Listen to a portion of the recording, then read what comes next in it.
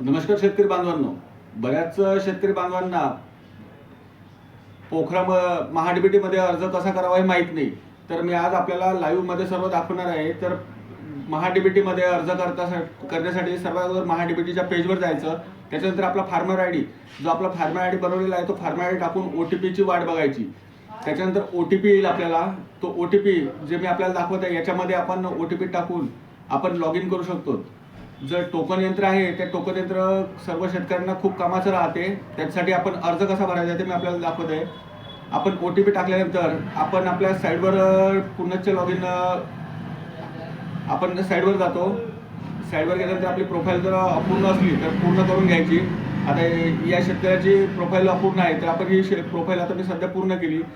जात वर्गवारी आपण अपंग आहेत का सिलेक्ट करून घ्यायचं. त्याच्यानंतर आपण घटकासाठी अर्ज करा. घटकासाठी अर्ज केल्यावर कृषी यांत्रिकीकरण या विषयावर जायचं. त्याच्यानंतर मनुष्यचलित अवजार निवडायचं. आपण मनुष्यचलित अवजार निवडल्यावर त्याच्यामध्ये आपण टोकन यंत्र निवडायचं आहे. टोकन यंत्र निवडल्यानंतर अर्ज जतन करा म्हणून सेव्ह करायचा आहे. अर्ज जतन केल्यावर हा अर्ज आपला सेव्ह होऊन जातो. हा अर्ज सेव्ह झाल्यावर अर्ज सादर करावर क्लिक करायचं. अर्ज सादर करा.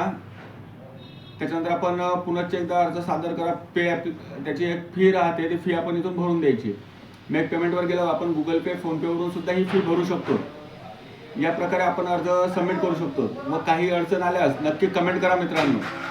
धन्यवाद मित्रांनो. व आपलं पेज नक्की फॉलो आणि शेअर नक्की करा.